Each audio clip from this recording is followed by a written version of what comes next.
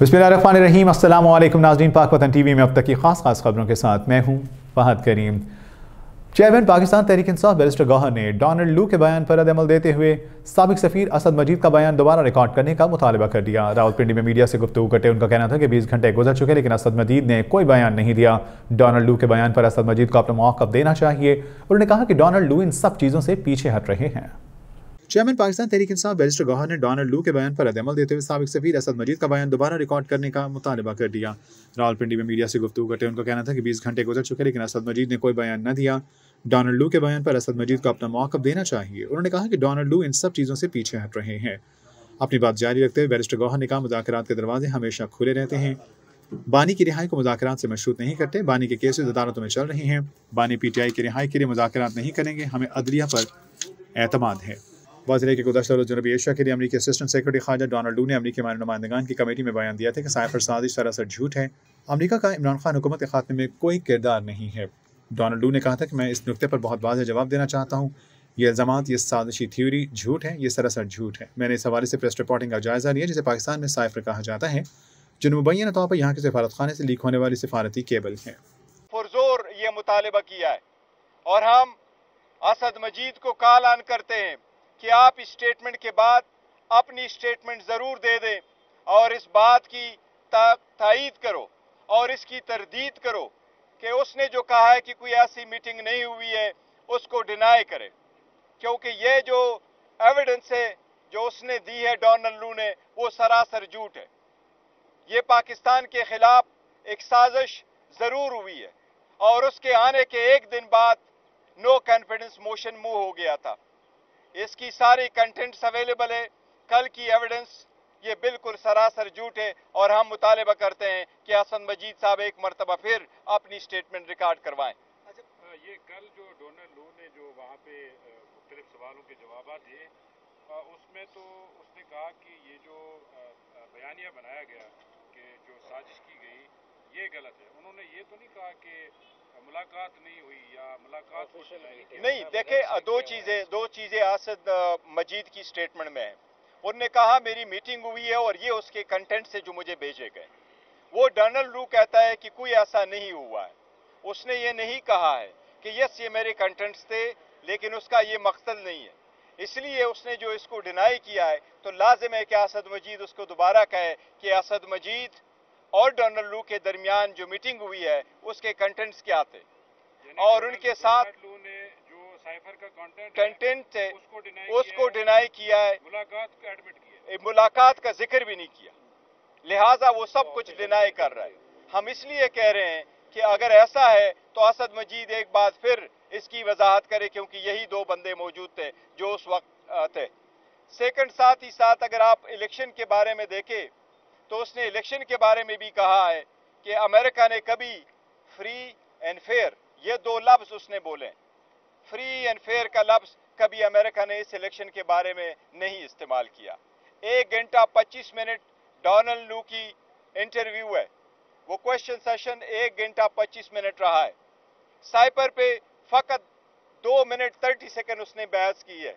बाकी जितने भी क्वेश्चंस हुए दूसरे टॉपिक पे, लेकिन उसने कंसील किया है। इस सबसे बड़ी बात यही है कि इसकी अब इन्वेस्टिगेशन होनी चाहिए, क्या उसमें ये जिक्र हुआ था या नहीं। अच्छा, ये बताइएगा, आप डोनाल्ड लू की बात कर रही हैं, जब से आप अडयाला जेल के अंदर समातों में आप लोग आना शुरू हुए हैं और इमरान खान की जो बहन है अलीमा खान वो भी ये कहती रही हैं कि डोनाल्ड लू के खिलाफ हम इंटरनेशनल कोर्ट्स के अंदर भी जा रहे हैं और वहाँ भी केस करेंगे और अब चूंकि उसको उनकी अपनी स्टेटमेंट भी आ गई है तो इस तरफ भी अब आप कोई नजरसानी करेंगे, कोई उनके खिलाफ भी केस करने? देखिए, वो उन्होंने जो स्टेटमेंट दे दी थी वो पार्टी के बिहाफ से नहीं थे। उन्होंने कहा था और इसका तस्करे भी उन्होंने अपनी स्टेटमेंट में भी कहा था कि फैमिली कुछ कर रही है, फैमिली का अपना राइट है, फैमिली किसी और बारन कोर्ट में जाना चाहती हैं तो वो ज़रूर जा सकते, ये उनका है। लेकिन उन्होंने उस वक्त भी ये कहा था कि ये फैमिली मैटर है, फैमिली के बैकग्राउंड पर उन्होंने कहा था।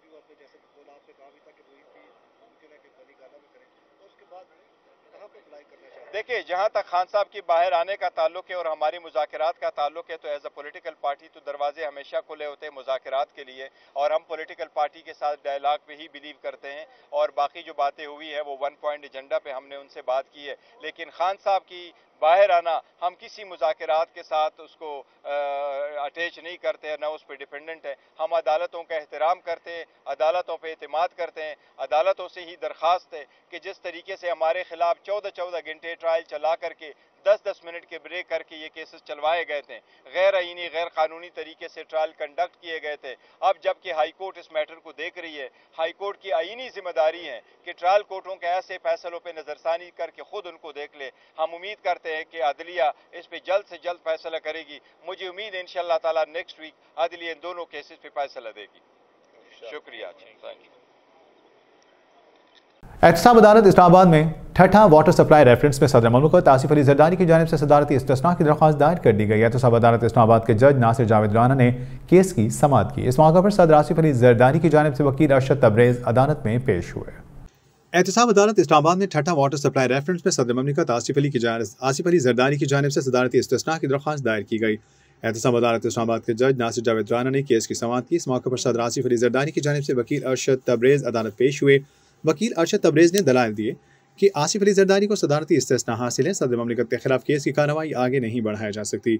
अदालत ने नैब को नोटिस जारी करते हुए केस की समाअत 22 अप्रैल तक मुलतवी कर दी। मुल्जिमान में साबिक सेक्रेटरी एजाज अहमद खान, अली अकबर, एजाज मेमन, ख्वाजा अब्दुल गनी मजीद, मनाहिल मजीद, अब्दुल नदीम भुट्टो और दीगर शामिल हैं। वाज़ेह की ठट्ठा वाटर सप्लाई कंपनी का मामला सिंध के महकमा खसूसी इक़दाम की जानिब से गैर कानूनी तौर पर निजी ठेकेदार हरीश एंड कंपनी को ठट्ठा में वाटर सप्लाई स्कीम का कॉन्ट्रैक्ट देने से मुतालिक है। सुप्रीम कोर्ट ऑफ पाकिस्तान ने साबिक वज़ीर-ए-आज़म और चेयरमैन पाकिस्तान तहरीक इंसाफ इमरान खान की नैब तरमीम के खिलाफ दायर दरख्वास्त पर महफूज फैसला सुनाते हुए कई शिकें कलअदम करार दे दी थी, जिसके बाद अवामी ओहदों पर फाइज शख्सियात के खिलाफ करप्शन केसेस बहाल हो गए। बाद 1 नवंबर 2023 को एहतसाब अदालत इस्लामाबाद ने आसिफ अली जरदारी हुकूमत सिंध के साबिक सेक्रेटरी एजाज अहमद खान को ठट्ठा वाटर सप्लाई केस में तलब कर दिया था। खैबर पख्तूनख्वा के वज़ीर आला अली अमीन गंडापुर का कहना है कि आखिरी वार्निंग दे रहा हूँ कि वफाक और पंजाब हुकूमत बाज आ जाएं। वज़ीर आला KP अली अमीन गंडापुर ने वीडियो बयान में कहा कि अगर ये अपनी हरकतों से बाज ना आए तो फिर देखता हूँ कि ये कैसे हुकूमत चला सकते हैं। अली अमीन गंडापुर ने मजीद कहा कि मरियम नवाज मैंडेट चोरी करके वज़ीर आला बनी है, उनकी हुकूमत जाली हुकूमत है, न इनके पास अवाम की ताकत है न अवाम का वोट। मरियम नवाज अपनी हद में रहें। खैबर पख्तूनख्वा के वज़ीर आला अली अमीन गंडापुर का कहना है कि आखिरी वार्निंग दे रहा हूँ कि वफाक और पंजाब हुकूमत बाज आ जाएं। वीडियो बयान में कहा कि अगर ये अपनी हरकतों से बाज ना आए तो फिर देखता हूँ कि ये कैसे हुकूमत चला सकेंगे। अली अमीन गंडापुर ने मजीद कहा कि मरियम नवाज मैंडेट चोरी करके वज़ीर आला बनी, उनकी हुकूमत जाली हुकूमत है, ना इनके पास अवाम की ताकत है ना अवाम का वोट। मरियम नवाज अपनी हद में रहें। उन्होंने कहा कि जो FIRs मेरे और हमारे कारकुनों के खिलाफ काटी गई वो 99% झूठी हैं। हमारे लोगों को निशाना बनाया गया है, जेलों में डाला गया, अब तक लोग जेलों में हैं। हिम्मत है तो आओ मुझे गिरफ्तार करके दिखाओ। मेरे सूबे के लोग अपना और अपने वज़ीराना का तहफ़्फ़ुज़ करना जानते हैं। आएँ और आकर मुझे गिरफ्तार करें ताकि पता चले कि इनमें कितना ज़ोर और कितना दम है। वज़ीर आला KP का कहना था कि वज़ीर आला पंजाब मरियम नवाज के बाप नवाज शरीफ और आसिफ जरदारी के खिलाफ DI खान में गद्दारी के मुकदमा दर्ज हैं। इनके वारंट जारी करवा के गिरफ्तारी के लिए पुलिस भिजवा सकते हैं। ये लोग बैनुल सूबाई मामलात में सूबों को लड़ाना चाहते हैं। अली अमीन गंडापुर ने कहा कि आखिरी वार्निंग दे रहा हूँ, पंजाब और वफाक की हुकूमत को अपनी हरकतों से बाज आ जाएं। अगर बाज नहीं आएंगे तो हम फिर इन्हें दिखाएंगे कि यह हुकूमत कैसे करते हैं। जनूबी वस्त एशिया के अमूर के लिए अमरीकी असिस्टेंट सेक्रेटरी डोनाल्ड लू ने कहा है कि America Iran Pakistan IP gas pipeline मंसूबे को रोकने के मकसद पर काम कर रहा है। अरब न्यूज़ की रिपोर्ट के मुताबिक ईरान से पाकिस्तान और पड़ोसी मुल्क भारत दोनों को गैस फराहम करने का इरादा किया गया था, मगर IP मंसूबा ईरान पर लगाई गई बैनुल-अक़वामी पाबंदियों की वजह से तवील मुद्दत तक तातुल का शिकार रहा। तहम फरवरी में पाकिस्तान ने ईरान में 24 के अंदर पाइपलाइन मंसूबे के लिए 80 किलोमीटर पाइपलाइन तामीर करने की भी मंजूरी दी। इसकी मंजूरी फरवरी 2024 में पाकिस्तान ने ईरान गैस पाइपलाइन मंसूबे के तहत 80 किलोमीटर पाइपलाइन तामीर करने की मंजूरी दी है। जनूब और वस्त एशिया के उमूर के लिए अमरीकी असिस्टेंट सेक्रेटरी डोनाल्ड लू ने कहा कि America Iran Pakistan gas pipeline मंसूबे को रोकने के मकसद पर काम कर रहा है। अरब न्यूज़ की रिपोर्ट के मुताबिक ईरान से पाकिस्तान और पड़ोसी मुल्क भारत दोनों को गैस फराहमी का इरादा किया गया, मगर IP मंसूबा ईरान पर लगाई गई बैनुल-अक़वामी पाबंदियों की वजह से तवील मुद्दत तातुल का शिकार है। तहम फरवरी 2024 में पाकिस्तान ने ईरान गैस पाइपलाइन मंसूबे के तहत 80 किलोमीटर पाइपलाइन तामीर करने की मंजूरी दी थी। अमेरिका ने शुरू से ही इस मंसूबे की मुखालिफत करते हुए खदशा जाहिर किया कि अगर पाकिस्तान ने इस पर अमल किया तो इसे माली जुर्माने का सामना करना पड़ सकता है।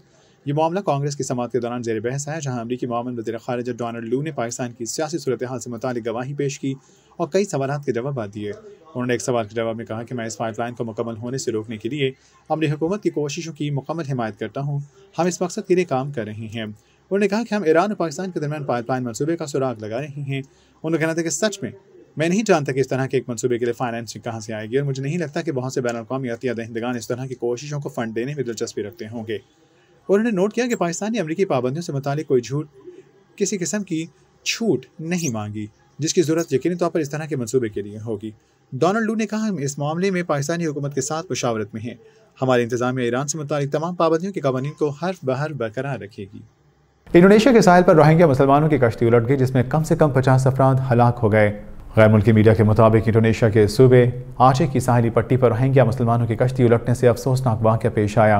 मीडिया रिपोर्ट में बताया गया है कि कश्ती में 150 से ज़ायद अफराद सवार थे कि बुध की सुबह आचे के मगरबी साहिल से तकरीबन 19 किलोमीटर के फासले पर कश्ती खराब होकर उलट गई। इंडोनेशिया के साहिल पर रोहिंग्या मुसलमानों की कश्ती उलट गई, जिसमें कम से कम 50 अफराद की हलाकत का खदशा जाहिर किया जा रहा है। गैर मुल्की मीडिया के मुताबिक इंडोनेशिया के सूबे आचे की साहिली पट्टी पर रोहिंग्या मुसलमानों की कश्ती उलटने का अफसोसनाक वाक़या पेश आया। मीडिया रिपोर्ट्स में बताया गया है कि कश्ती में 150 से ज़ायद अफराद सवार थे कि बुध की सुबह आचे के मगरबी साहिल से तकरीबन 19 किलोमीटर के फासले पर कश्ती खराब होकर उलट गई। मुकामी माहीगीरों ने कश्ती में सवार लोगों की जानें बचाने की कोशिश की और 4 खवातीन और 2 मर्दों को रेस्क्यू करके पनाहगाह मुंतकिल किया। कश्ती से रेस्क्यू किए जाने वाले अफराद ने अक़वाम मुत्तहिदा की पनाह गुज़ीन एजेंसी के नुमाइंदे से बात की। अल जज़ीरा से गुफ्तगू करते हुए यूएन एजेंसी के नुमाइंदे ने कहा कि रेस्क्यू किए जाने वालों के मुताबिक बहुत से लोग डूब कर मर गए, ताहम हम हलाकतों की तादाद की तस्दीक नहीं कर सकते। बस ख्याल किया जा रहा है कि 50 के करीब अफराद हलाक हुए। मीडिया रिपोर्ट्स के मुताबिक मरने वालों में बड़ी तादाद में बच्चे और खवातीन भी शामिल हैं, जबकि डूबने वालों की तलाश के लिए रेस्क्यू ऑपरेशन जारी है। पाकिस्तानी अदाकारा मोमना इकबाल ने मद्दाहों को पैगाम दिया है कि वो जो कुछ भी सोशल मीडिया पर देखते हैं उसे सच ना माने, क्योंकि सोशल मीडिया हकीकी ज़िंदगी से बहुत मुख्तलिफ है। हाल ही में मोमना इकबाल और अदाकारा आदिल चौधरी ने एक वेब चैनल के शो में शिरकत की, जिसका एक क्लिप सोशल मीडिया की जीनत बना हुआ है। उस वीडियो में अदाकारा सोशल मीडिया के जरिए लोगों की ज़िंदगियों पर मनफी असरात पड़ने के हवाले से बात कर रही हैं। पाकिस्तानी अदाकारा मोमना इकबाल ने मद्दाहों को पैगाम दिया है कि वो जो कुछ भी सोशल मीडिया पर देखते हैं इसे सच ना माने, क्योंकि सोशल मीडिया हकीकी ज़िंदगी से बहुत मुख्तलिफ है। हाल ही में मोमना इकबाल और अदाकार आदिल चौधरी ने एक वेब चैनल के शो में शिरकत की, जिसका एक क्लिप सोशल मीडिया की जीनत बना हुआ है। इस वीडियो में अदाकारा सोशल मीडिया के जरिए लोगों की ज़िंदगियों पर मनफी असरात पड़ने के हवाले से बात कर रही हैं। मोमना इकबाल ने कहा, कुछ दिन कबल मैं अपनी दोस्त से बात कर रही थी, ये कौन लोग होते हैं जो सुबह उठते हैं, तैयार होते हैं, रेस्टोरेंट में जाते हैं और तस्वीर बनाते हैं, हमसे तो सुबह उठा ही नहीं जाता। अदाकारा का कहना था कि मेरी छुट्टी वाले दिन मैं बेड पर ही पड़ी रहती हूँ, मेरा उठने का दिल नहीं करता। तो मैं सबको ये कहना चाहती हूँ कि सोशल मीडिया वो नहीं है जो आप सब देख रहे हैं। मुझे भी मेरी तस्वीर के हवाले से काफ़ी पैगामात आ रहे हैं। कभी कभार ऐसा होता है कि मैंने 1 या 2 हफ्ते पहले तस्वीर बनाई होती है और वो मैं किसी भी दिन इंस्टाग्राम पर पोस्ट कर देती हूँ, किसी को क्या पता कि क्या चल रहा है। मोमना इकबाल ने मज़ीद कहा, सोशल मीडिया वो कतन नहीं जो हम समझते हैं। जो लोग हमें अपने घरों में बैठ कर देख रहे होते हैं वो इसे मनफी तौर पर भी लेते हैं। लोग कह रहे होते हैं कि इनकी ज़िंदगी कितने मज़े में है। अदाकारा का कहना था कि लोग ज़िंदगी को एंजॉय भी कर रहे होते हैं, लेकिन जो चीज़ हम सोशल मीडिया पर बढ़ा चढ़ा कर दिखा रहे होते हैं वैसा कुछ नहीं होता। पाकिस्तान वुमेन क्रिकेट टीम के साबिक कप्तान जवेरिया खान ने इंटरनेशनल क्रिकेट से रिटायरमेंट का ऐलान कर दिया। जवेरिया खान ने अपने 15 साला वनडे करियर का आगाज़ 6 मई 2008 को श्रीलंका के खिलाफ, वुमेन्स एशिया कप और T20 करियर का आगाज़ 2009 में आयरलैंड के खिलाफ डबलिन में मैच से किया था। पाकिस्तान वुमेन क्रिकेट टीम के साबिक कप्तान जवेरिया खान ने इंटरनेशनल क्रिकेट से रिटायरमेंट का ऐलान कर दिया। जवेरिया खान ने अपने 15 साला वनडे करियर का आगाज़ 6 मई 2008 को श्रीलंका के खिलाफ, वुमेन्स एशिया कप और T20 करियर का आगाज़ 2009 में आयरलैंड के खिलाफ डबलिन में मैच से किया था। जवेरिया ने 228 बैनुल-अक़वामी मैचेस में पाकिस्तान वुमेन्स टीम की नुमाइंदगी की और 4903 रन बनाए, जिसमें 2 सेंचुरियाँ और 25 निस्फ सेंचुरियाँ शामिल हैं। उन्होंने 28 बैनुल-अक़वामी विकेटें भी हासिल की। जवेरिया इस वक्त पाकिस्तान वुमेन्स टीम के लिए वनडे और T20 में दूसरी सबसे ज़्यादा रन बनाने वाली खिलाड़ी हैं, जबकि बिस्मा मारूफ के अलावा हर फॉर्मेट में 2000 से ज़्यादा रन बनाने वाली पाकिस्तान की वाहिद खातून क्रिकेटर हैं। उन्होंने 50 ओवर्स के 4 वर्ल्ड कप और 8 T20 वर्ल्ड कप में पाकिस्तान की नुमाइंदगी की, जबकि जवेरिया खान इस पाकिस्तान वुमेन्स टीम स्क्वाड का भी हिस्सा थी, जिन्होंने चीन और जनूबी कोरिया में मुनक़िदा 2010 और 2014 के एशियन गेम्स में गोल्ड मेडल जीता था।